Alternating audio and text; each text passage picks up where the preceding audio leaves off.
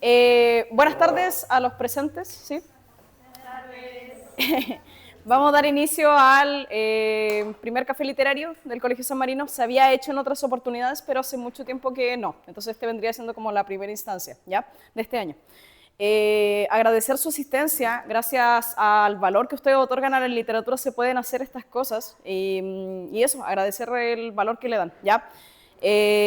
Vamos a dar inicio a la jornada. Ya les comento un poquito cuál es la dinámica. Lo primero es que nos va a contar Nuri Larco, ya, que es la escritora regional, un poquito de sus libros, que son 4, ¿sí? 4. Son 4 libros, nos va a contar un poco del proceso creativo, ya, de dónde es ella, ya. Posteriormente, a los chicos, algunos les entregué algunos poemarios para que puedan hacer preguntas a la autora. Yo voy a hacer unas preguntas y luego vamos a abrir la conversación, ¿ya? Si quieren algo para beber o tomar, se pueden servir ahí a un costado, ¿sí? Eso, muchas gracias, iniciamos. Ya está, qué rico. Ay, no. ¿Comienza? Bueno, buenas tardes. Yo feliz de venir a este colegio y agradecerle a cada una de ustedes que vinieron a escucharnos. Y como decía Francisca, contarles un poquito de mi proceso de escritura y un poquito de mi historia, cómo comienzo. Yo llego el año 2000 desde Santiago aquí a Coquimbo. Antes era una simple dueña de casa, pero el año 2000 me vi sola y comienzo a escribir. Primero fueron poemas sobre cosas personales, después me di cuenta que al parecer dije estoy escribiendo poesía. Eso fue alrededor de 50 y tantos años que yo tenía. Y entro a un taller de poesía terral, que era muy importante en La Serena, y ahí estuve 13 años con ellos trabajando. Eran jóvenes que ya habían publicado, gente que ya tenía libros, y me di a la tarea de aprender y absorber al menos a los chiquillos jóvenes. De hecho, tengo muchos poetas, amigos jóvenes, y de ellos extraigo mucho de sus cosas. Tienen una poesía diferente los chicos jóvenes que las señoras de más atrás que escriben. Bueno, yo he publicado 4 libros. Le comentaba recién que el primer libro es Después del aire. Nace de un grupo que éramos 7 mujeres, que nos llamábamos albricias, 7 poetas en La Serena. Y ellas hicieron un proyecto y se lo ganaron y tomaron la decisión de publicarme de las 7 a mí primero. Así que se me entregó 350 libros al ganar el proyecto. Y con este libro fue que he partido. Entonces este libro contiene los años que estuve en taller, los años que hice taller con otros escritores, porque después viene un escritor famoso y yo soy la primera que me inscribo a hacer taller. Después viene Purilari, que creo que ustedes saben un poquitito de este libro. Tiene que ver con el agua, este libro tiene que ver con el aire. Yo escribo todo este libro desde arriba. Siempre me imaginé estando arriba mirando el paisaje y todo lo que escribo tiene que ver después del aire. Y me sumergí todo el libro en el agua, no sé si se dieron cuenta, yo siempre estoy en el agua acá. Y por eso se llama Purilari, que significa agua colorada. Aquí ya me introduzco en el tema de los indígenas de mi Atacama, de donde yo nací, de donde soy. Hablo mucho de los indígenas, tengo el certificado como descendiente de indígena Coya, yo, por parte de una abuela. Y después viene Tacana, que ya aquí es todo, casi el libro contiene poesía indígena. Tacana es el palito que empuja el tejido de los telares de los indígenas, el palito atravesado. Y este libro yo se lo dediqué a mi hijo. Dice ahora palmí, ahora mi hijo, en el idioma, en la lengua kunza, porque Los indígenas Coya, su primera lengua, ellos llegaron con la lengua Kunza, que desgraciadamente se perdió, no la supieron conservar como corresponde, así que se encuentra un diccionario pobre donde no están todas las palabras. Pero yo traté de meterla en varios poemas la palabra Kunza. Y este último, que es el Calabozo de las Flores, es parte del premio que gané, ¿cuánto se llama? A la trayectoria como poeta en La Serena. Me lo gané el 2019 y demoraron 6 años en entregarme el libro. Así que esa es la historia. Ahora si quieren, no sé, si leer primero algo o entran a preguntar al tiro. Les leo algo de acá del libro que van a preguntar ustedes.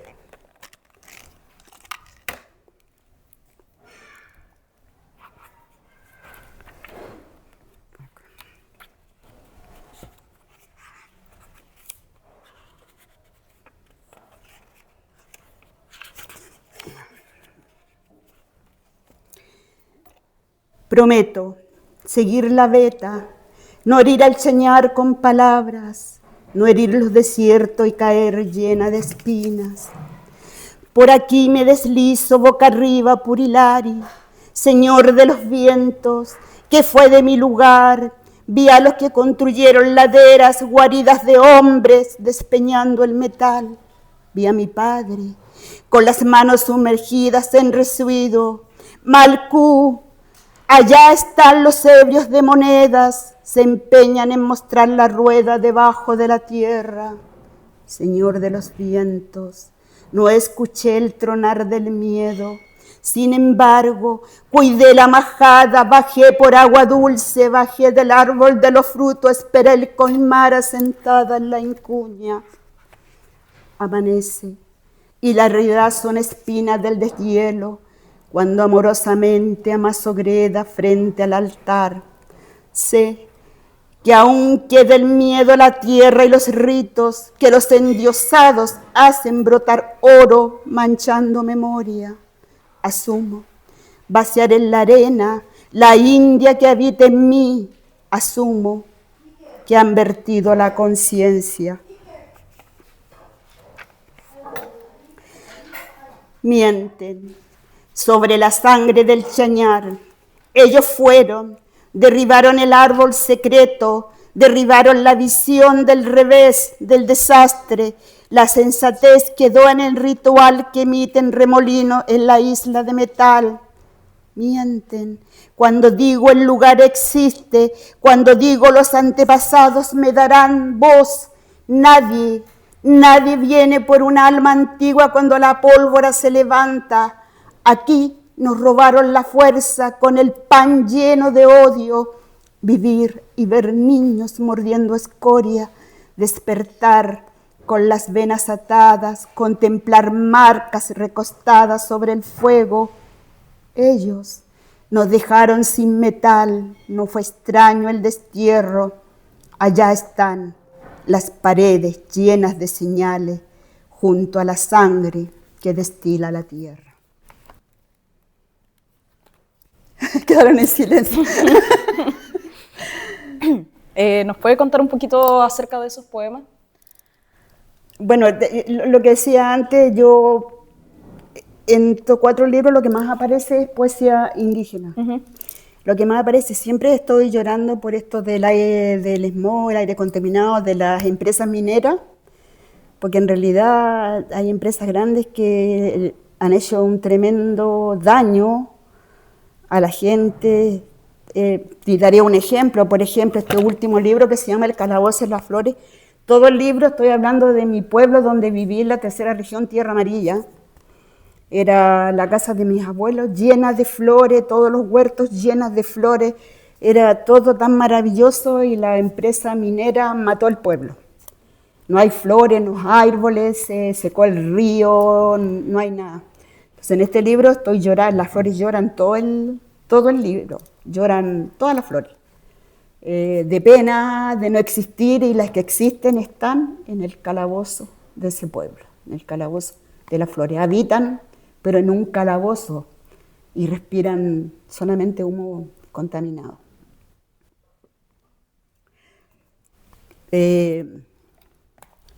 Sobre el proceso de escritura, ya uno después se acostumbra a escribir todos los días. Yo hago las cosas en mi casa y de repente estoy escuchando música, ¡plac!, y me explota cualquier cosa y escribo soy un desorden en hojas sueltas, yo no escribo en el computador, siempre en cuaderno.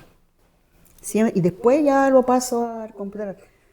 Uno en los talleres aprende mucho a trabajar la poesía. Entonces la raspa, la barre una y otra vez, o la da vuelta, la cambia. Un trabajo muy minucioso. No es llegar y sentarme y a escribir, hoy escribo un poema y ya está listo, no es así. Es un trabajo bien tremendo el que uno con el tiempo lo aprende. Nuri, podemos dar paso a las preguntas que tienen los niños, porque claro, le comento que les entregué a los niños que iban a venir, ¿sí? Que están acá, fragmentos de sus poemas. Okay. Entonces hicieron varias preguntas. ¿Alguien quiere empezar con las preguntitas? Ella. Como condenada, sí.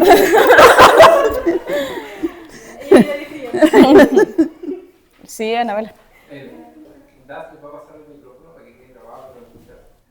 Tiene una luz azul prendida. Pues la primera pregunta de todas las que tengo, ¿cuál es su obra o de sus 4 libros el que más le gustó, el que más le llegó al alma? Siempre te llega al alma en lo último que tú escribes, por lo tanto, ahora este es mi libro regalón. Yo incluso cuando Francisca me habla que me van a preguntar sobre este libro, lo tuve que leer anoche entero de nuevo porque ya me había olvidado casi de lo que estaba ahí. Siempre lo último es lo mejor que uno cree que está. Otro que también me llamó la atención del libro azul que tiene ahí es una frase que dice, espere el coaymara sentada en la incuña. ¿Qué significa esa frase? El coaymara es el amanecer, es una palabra de la lengua kunza que recién les comenté a ustedes, y la incuña es un paño que es bien coloriento, es un paño que se usa, ¿no?, o para que las indígenas lleven el bebé, pero también se usa para hacer un ritual o esperar en el suelo. Se hace el ritual de curar la tierra, sanar, de llamar a la Pachamama, a la Mamaquilla, a la luna. Eso se llama, es un paño para un ritual de incuña. También tengo consultas de qué significan 2 palabras. El cuajay, creo que se dice. Es que mire. Pero en el libro salen todas las significancias. Ah, sí, es que... Sí, claro. Le entregué un fragmento. Entonces, ¿me puede decir qué significa como la palabra malcú? Malcú es el dios que traían los indígenas Coya, viene siendo el espíritu del cóndor. Entonces también le llaman señor de las montañas porque es el espíritu del cóndor. Entonces, cuando yo escribo poesía, grito, la palabra Malcú la tengo marcada, que en el fondo que también siento que es mi Dios todavía, porque he comprendido que el viento trae espíritu, no solo del cóndor, yo creo que de varias cosas vivientes que hubieron en la tierra.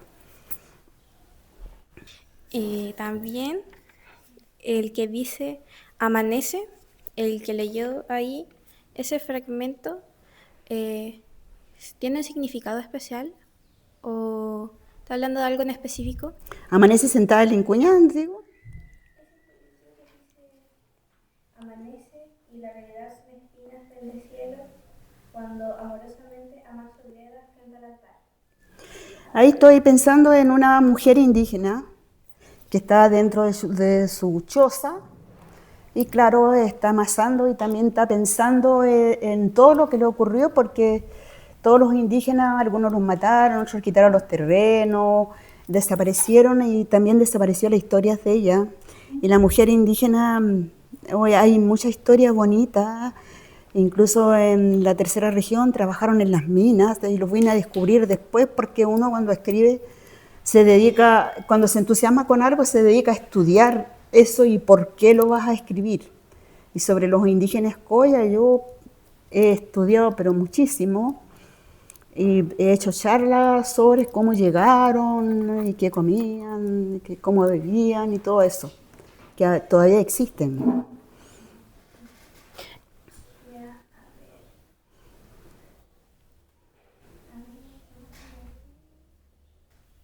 Ah, sí. Usted estaba diciendo que un día empezó a escribir, pero ¿qué le inspiró exactamente? Yo creo que el mayor factor para los poetas, desgraciadamente, es la tristeza. Es la soledad. Yo creo que de verdad no hay un poeta feliz que sea como payasito y comience a escribir cosas tristes. Hay que sentir la tristeza para comenzar a escribir. Y yo les contaba en delante que la historia mía un poco, que yo llegué el año 2000 recibiendo una herencia. Yo vivía en Santiago con mis 2 hijos, los eduqué, ellos se recibieron en la universidad, comenzaron a trabajar y yo seguía de dueña de casa ahí como típica, lavándole a los críos que ya estaban viejos y atendiendo al marido que también ya... Y pensé, con esta herencia tengo que volar, tengo que hacer mi vida. Y me vine en una semana, recogí 2 perros en Santiago y en una semana compré una casa en Coquimbo y me vine y dejé todo abandonado. Y me vine a vivir sola y ahí es donde comienzo el año 2000 a escribir. Y me dediqué solamente a escribir, a escribir, a escribir, a escribir, a escribir. Y ahí comienzo, entro a talleres y me empiezo a meter en esta vida de los poetas. Y he viajado un montón. También me llamó la atención una pequeña frase de lo que leyó, que es, bueno, dice, pan lleno de odio. Pan lleno de odio. ¿Qué significa? Porque claro, se alimentaban con el pan lleno de odio porque fueron usurpados. Además que no tenían tanto que comer, digamos. Y yo te hablo, por ejemplo, de mi lugar de Potrerillo. Yo nací en Potrerillo y conviví con los indígenas Coya cuando era pequeña. Ellos aparecían en burro a vender la leche y aparecían su chamán a hacer curaciones al mineral de Potrerillo. Hay mucha gente que cree en la pata de guanaco, que te la pasan para el dolor de muela, para el dolor de espalda y todo eso. Y ahí me logro dar cuenta que ellos se alimentaban súper mal, vivían en unas cuevas horribles. Ahí en Potrerillo no había un árbol, no había nada. Entonces, tienen que haber tenido odio por lo que les estaba ocurriendo. Entonces, por eso digo que está lleno de odio. Se alimentan con odio también. Esta es una pregunta más personal, pero quiero preguntar, ¿puedo hacerle? Pregúntame, menos que por qué me teño el pelo rojo, porque me lo han hecho un montón de veces. Actual, ¿qué es lo que más le gusta?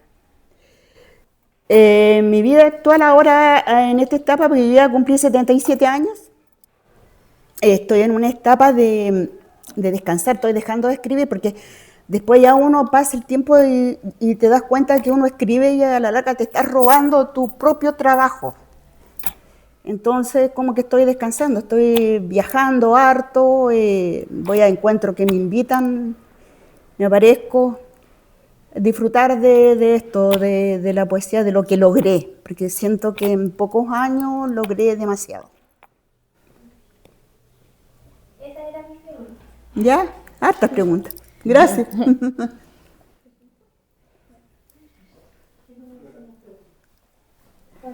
Acá. Allá, no, para nuestra. Sí.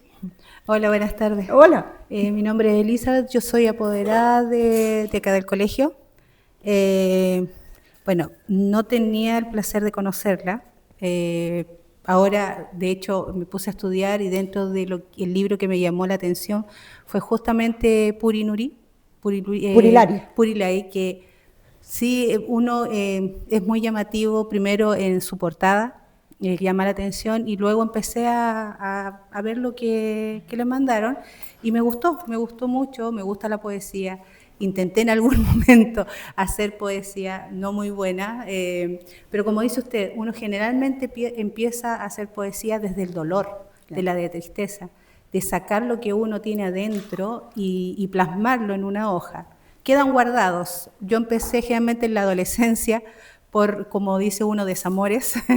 Quedan guardados pensando que nadie los va a encontrar y después aparecen en el camino cuando uno está limpiando. Y dentro del poema que aquí la profesora le había mandado a los niños, dice: vi a lo que construyeron laderas, guaridas de hombres, desempeñando el metal. Vi a mi padre con los brazos sumergidos en residuos. Pienso, no sé si estoy equivocada, que eso es relacionado con lo que usted vivió en ese tiempo, y dentro de donde vivía en Potrerillos fue por la construcción que empezaron el metal, me imagino, por las mineras, y lo que estaba viendo y viviendo en esos momentos que estaban matando su lugar de niñez, ¿sí o no? ¿Es así el...? Potrerillo ahora es un mineral fantasma, trabaja, están las casas totalmente hecho pedazos, abandonadas. Por ejemplo, ahora a mí me dio una tristeza, salió de acá a La Serena un bus para ir al cementerio, los deudos porque ya no vive nadie en Potrerillo.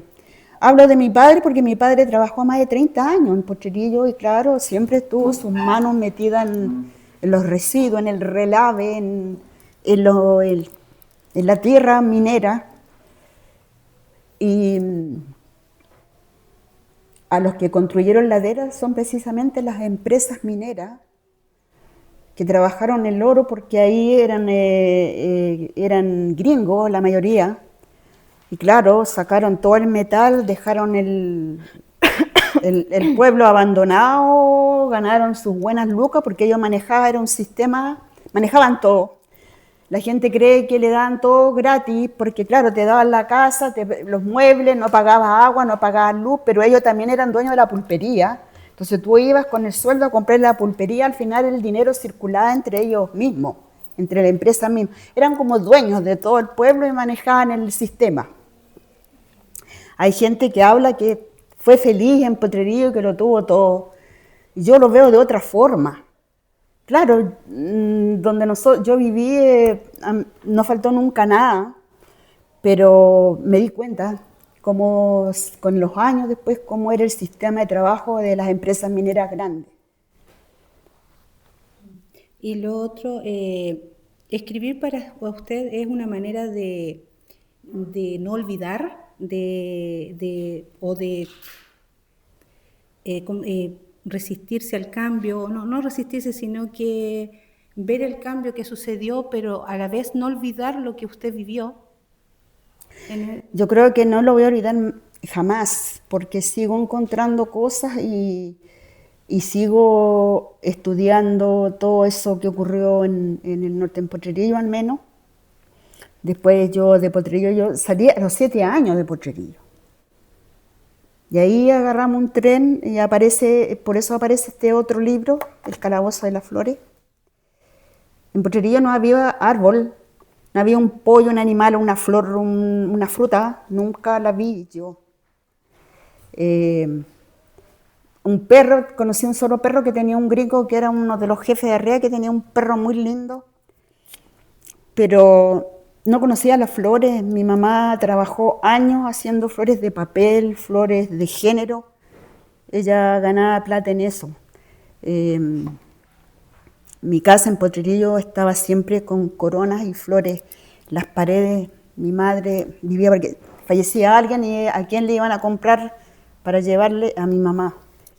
Entonces hay una historia muy bonita ahí, por eso que escribo esto sobre las flores. La idea es no olvidar y rescatar mucho. Yo lo último que estoy escribiendo es precisamente a mis muertos, que por cierto yo creo que no lo voy a publicar el libro, pero recuerdo a cada uno de mis familias, de los que trabajaron ahí en el norte, qué hicieron, cómo vivieron y todo eso. Por ejemplo, mi abuela, por parte, la mamá de mi madre, yo pensaba que también ella era indígena porque vivió siempre a la orilla del mar. Mi mamá se crió a la orilla del mar en Caldera. Vivía como una changa. Mi mamá salía a mariscar a los 6 años. Ella dice que a los 6 años aparecía con estos pulpos gigantes que son terroríficos de verlos. Hay una historia muy linda detrás mío de los antepasados, que yo creo que la voy a dejar escrita. Sí, porque por ejemplo justo en este lado dice, ¿qué fue de mi lugar? Me llamó la atención justamente por lo mismo, porque usted dentro de estos poemas está buscando, o sea, el encuentro, o buscando ese lugar que se perdió en donde usted nació. Entonces Claro. es como, esa parte como que me llamó la atención y me llegó, porque busca ese lugar perdido que alguna vez tuvo y que ya no está. No está. No está. Y no está el otro pueblo donde me fui tampoco yo, también hay una tremenda diferencia, pues Tierra Amarilla, el otro pueblo que yo llegué a los 7 años a Tierra Amarilla y salí a los 17 años a Santiago. Y cuando yo dejo Tierra Amarilla había un río cristalino donde lo bañábamos todos, había sistema de riego para todos los huertos, árboles frutales, flores, el tren pasaba por el medio del pueblo. Ahora uno va y hay una diferencia pero abismante de todo lo que hubo ahí. Para llorar ahora se ve un cortejo de piedras. El río apareció cuando hubo este aluvión que dejó la embarrada ahí en la tercera región, pero se perdió.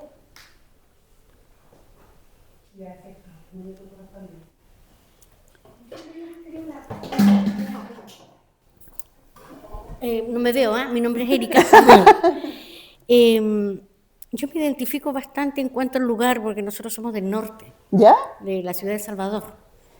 Al ladito, Cochilí. Entonces, toda esta parte me es nostálgica, súper. Mis niños se criaron en esa parte. Para nosotros fue un mundo de fantasía, porque una vez saliendo del norte la cosa era totalmente distinta. La edad que usted piensa que uno puede escribir, a mí me gusta mucho la literatura, me gusta mucho leer. ¿Hasta qué edad uno puede encontrar este lugarcito así? Porque uno escribe muchos libros, antes uno era los libros de vida, ¿cierto? Esos libritos, pero uno siempre es más adicto al cuaderno, a escribir en cuaderno.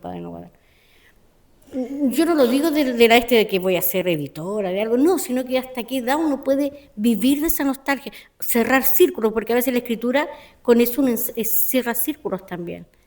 ¿Hasta qué edad es prudente, dentro de la parte senil de la persona, escribir? Yo creo que mientras haya lucidez, siempre se escribe. Yo, repito, no publicaría lo que estoy escribiendo ahora porque siento que me estoy reescribiendo. O sea, no me doy cuenta cuando estoy escribiendo y después veo que me he robado un verso del libro primero, por ejemplo, que escribí. Y digo, no, pues Nuri tiene que ser algo distinto. Y claro, después como que uno se empieza a cansar. Yo ya estoy harto viejita ya, entonces ya es distinta la cosa. Pero empecé a escribir después de los 50 años. Yo le comentaba a las niñas acá, yo no escribí ni siquiera una carta de amor cuando era joven y pololeaba, ni habré alcanzado a dibujar esos corazoncitos y punto, nada más. Usted está cosechando entonces lo que sembró durante todo este tiempo. Exactamente, estoy disfrutando de todo lo que hice más o menos. Tengo un 5.º libro cerrado para publicar lo que se llama Resurrección, que ya es que yo muero tantas veces que resucito, convertí en pájaro, en animal, en la época del tango, en otro país. Estoy todo el libro muriéndome y resucitando. Y considero que va a ser un buen libro, ese lo tengo armado, pero ese lo terminé hace tiempo, buscando a quien me lo publique nomás ahora. O sea, Que sería el último ya que tengo para publicar. Entonces sus libros también siempre tienen mucha relación con la naturaleza, entonces. Por lo Sí, que pues estaba- no, de porque todas decía del maneras. viento, el mar, claro, y resucita justamente como la naturaleza. Claro, En la yo naturaleza. siempre los escritores aconsejan que se debe leer mucho. Y yo soy súper floja para leer y además tengo un problema, la retención, porque claro, la educación de antes no existía biblioteca en los colegios y era distinta la educación. No, en el pueblo de Potrerillo de Tierra Amarilla yo no vi nunca una biblioteca ni siquiera en el colegio. Entonces la educación es distinta. Pero creo fervientemente que la poesía está en todo lo que nosotros miramos. Está ahí, en la naturaleza. Uno puede escribir un poema mirando un solo árbol y armar el cuento del árbol. Después uno como que se le abre algo muy especial y empieza a escribir de cualquier cosa al final. ¿Acá? ¿Tienen preguntas? Sí. Sí, es que me he quedado dando vuelta la imagen mental que uno se hace de los pueblos que menciona, Tierra Amarilla, Potrerillo. Tuve la suerte de visitar hace un par de años el Salar de Pedernales y el Parque Nacional Nevado Tres Cruces. Y ahí se ven algunas comunidades que queda todavía de pueblos Coya y otros tantos.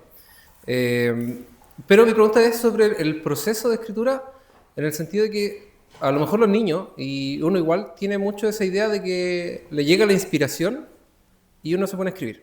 O que está frente a ese lugar y ahí está la inspiración y uno se pone a escribir. Pero ¿qué pasa? O mi pregunta es, ¿cómo se canaliza esa energía? Porque a veces hay bloqueo, a veces está el dilema de la página en blanco, ¿cierto? De cómo me obligo a escribir. Y usted también mencionaba que ha habido todo un proceso de investigar. Entonces, por un lado tiene el proceso de investigar, pero por otro lado está la nostalgia de lo que vivió. Entonces, mi pregunta es, ¿cómo ordena toda esa idea y decir, ya, ahora voy a escribir, o ya, ahora me voy a preparar, voy a hacer un libro, ahora voy a hacer esto? ¿Cómo ordena toda esa mezcla de ideas y sensaciones? Yo no soy de la que escribir, por ejemplo, un poema, me siento a escribir y me llegó, quiero escribir sobre los indígenas y voy a escribir un poema completo hoy. Me voy a sentar y voy a escribir. Yo no lo hago así. Me llegan flashes de repente, como repetía recién, oh, qué bonita idea, y porque estoy pensando en mi pueblo, en cómo vivieran los indígenas, oh, pero que sería bonito esto, pum.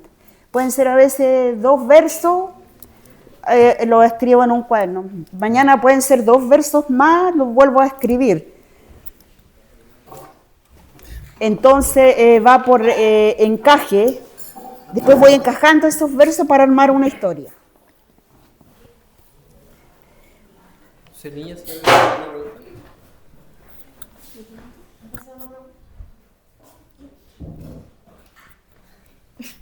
Ya. ¿Así? Sí. Ya. Usted dijo que la lengua que ocupa para sus poemas ya no está. ¿Qué piensa sobre esto? ¿Qué? ¿La lengua qué? La lengua que ocupa para sus poemas ya no está. ¿Qué opina sobre esto? Me da mucha rabia, porque se debiera, como la historia de Chile, haber guardado bien toda la lengua kunza, todas las palabras. Cuesta harto, además que es súper difícil de escribirla, es súper difícil de pronunciar. Ojalá yo quisiera aprender cómo lo pronuncian realmente los indígenas, pero yo lo escribo, pero no sé cómo se pronuncia. Intento darle un sonido porque como tengo esta voz nortina que se me nota por todos lados, intento. Los indígenas Coya llegaron para la Guerra del Pacífico, son del noroeste de Argentina y algunos de Bolivia. Y se introdujeron acá no son originarios de acá, de Chile. Llegaron justo para la guerra, empezaron a aparecer en la región de Atacama y en la segunda región también hay muchos descendientes. Y la lengua kunza es una pena. Pero ahí está, por ejemplo, la palabra malcú, es una muy bonita palabra, el espíritu del cóndor. ¿Alguna otra pregunta que quieran realizar? Por allá. Oh. ¿Sí? No sé si ya lo mencionó, pero era sobre de dónde nace su inspiración para escribir el libro Purilari. No lo escuché bien. ¿Cuál es la inspiración para haber escrito el libro Purilari? Bueno, el libro Purilari está escrito en kunza, agua colorada.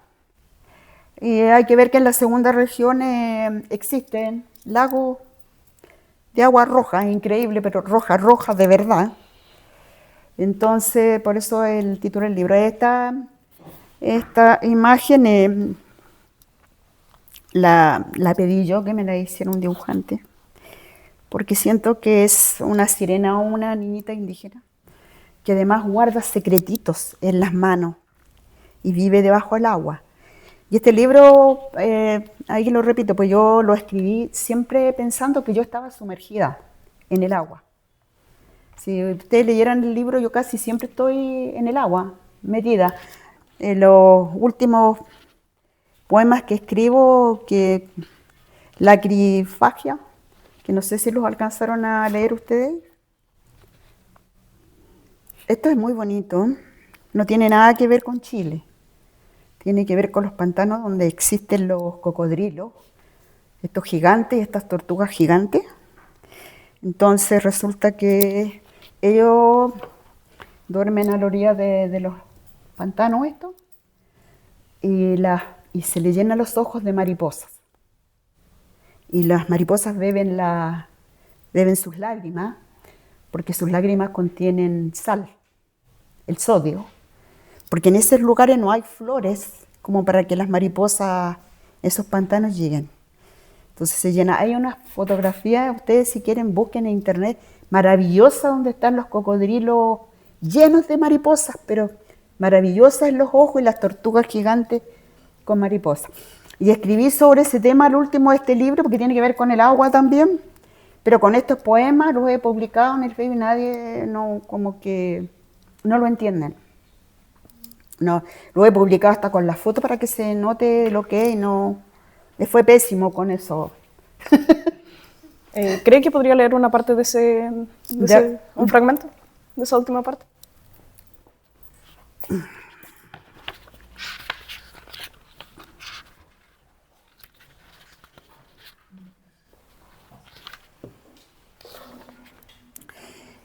Lacrifagia.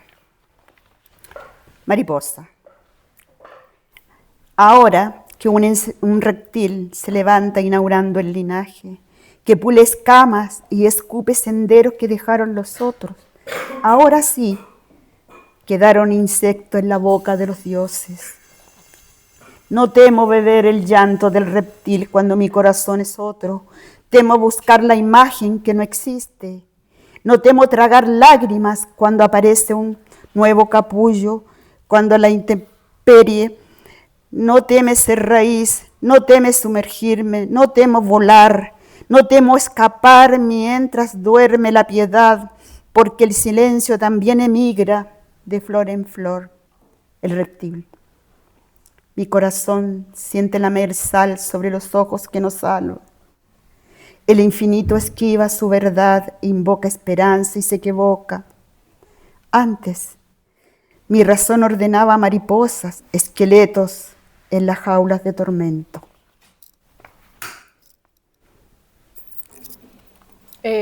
Amanda, ¿tenía una pregunta? ¿Usted escribe como pasatiempo o como una forma para desahogarse? A estas alturas yo creo que es un pasatiempo. Y para desahogarme también. Yo aún estoy viviendo, bueno, ahora mi hijo se vino a vivir conmigo ya desde Santiago, pero viví muchos años solas en la casa. Entonces, pero esto la garra ya uno no lo deja. Es igual cuando las abuelitas tejen, que no dejan el tejido.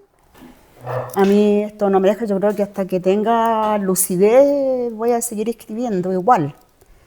Más adelante quizás no publique lo que escriba, pero yo todos los días escribo, realmente. No es que me siente horas a escribir, no es así, pero todos los días sale algo para guardar. ¿Y a qué se refiere con el párrafo en un bosque de huesos volando con pájaros de barro? Porque uno en la poesía aplica mucho lo surreal. Por eso que digo yo, que la poesía no es para que la entienda el lector, es para que la imagine el lector.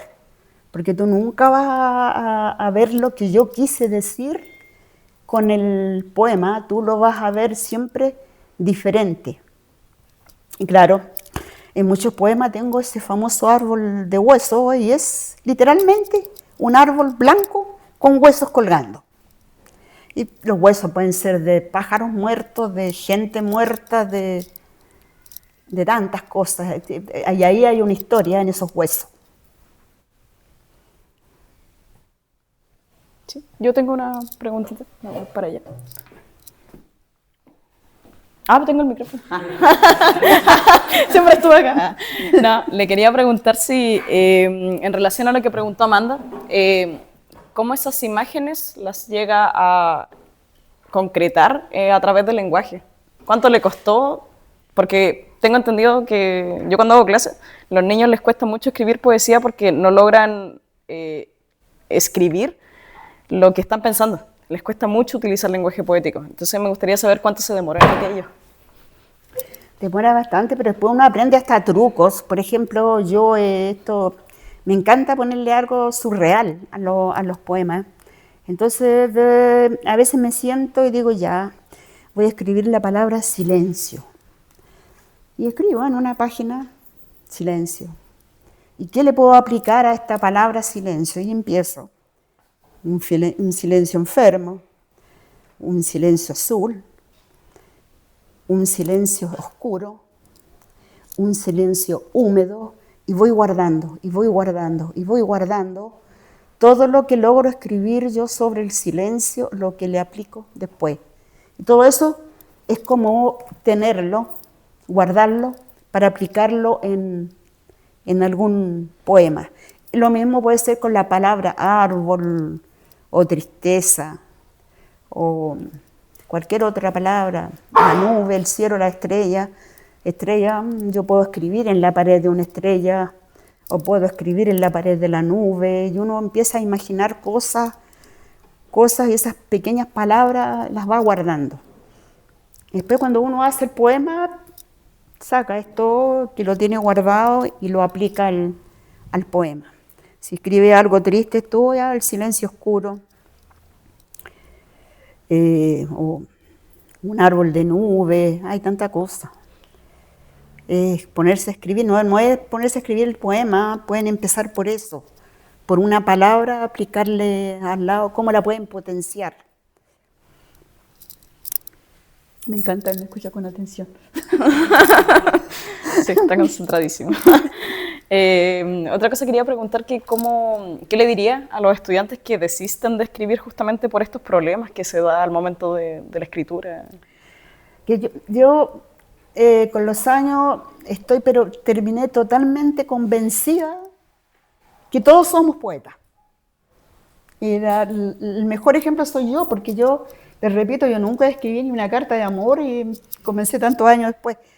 Entonces, y más los jóvenes tienen esa chispeza de armar, hay que proponérselo y no exigirse, porque no exigirse, tengo que escribir un poema y tengo que hacerlo completo, no. Basta un solo verso, una sola palabra, una sola corrida, una sola línea, y ya con eso, y si tú al otro día agarras esa línea que hiciste ayer, te vas a dar cuenta que puedes continuar esa línea.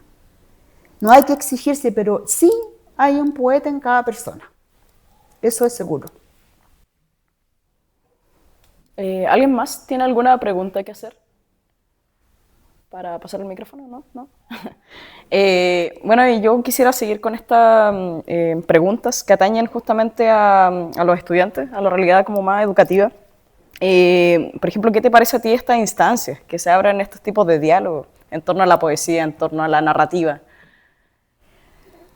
Yo todo esto, en estos viajes que he hecho, generalmente yo voy a colegio, generalmente. Y recién les comentaba a ustedes que con los cursos que he trabajado, son los pequeñitos, son los que más te entregan versos, pero maravillosos. O sea, tú, basta que le cuentes un cuento, por ejemplo, citémosla en el huerto de Gabriela Mistral, donde hay árboles y todo.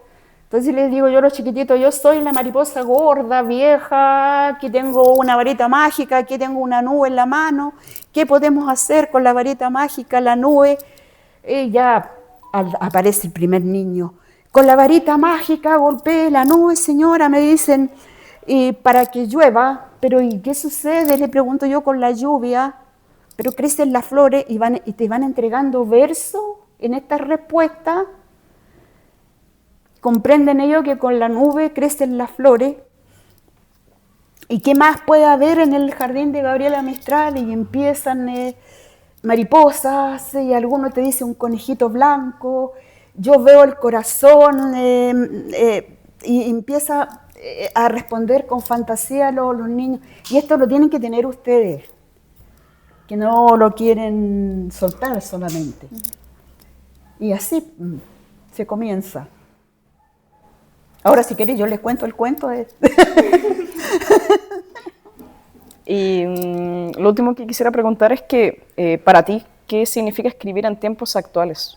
Porque no es la misma necesidad que había hace tiempo atrás.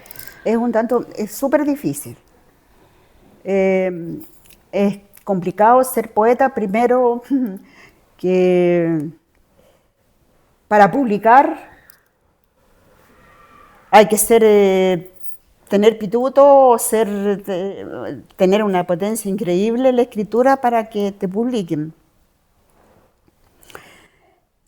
Es difícil porque estamos viviendo otro sistema. Yo guardo en mí toda esta imagen de niña que en este pueblo chico, entonces yo tengo un caudal de cosas guardadas para escribir. Pero ahora los chicos jóvenes están viviendo otras cosas. Ahora esto del celular, que yo chiquillo todavía no me manejo con el celular. Ahora en el último viaje que hice a Santiago, una poeta me dijo, no, que tienes que meterte a Instagram. Y ella me armó este cuento y hacía un despelote para mí meterme en Instagram. Yo no me manejo ahí, entonces me comencé a preocupar de no usar el celular, casi nada, y mirar qué veo siempre, qué escucho. Y a veces conversando con los chicos jóvenes, bueno, tú sabes, pues, con la hermana de ella que escribe, yo salgo a carretear con los poetas jóvenes. Claro, soy la única vejestoria que sale a carretear. Y me siento y conversan, ellos no se dan ni cuenta cuando yo ya me rescato algo de lo que ellos cuentan.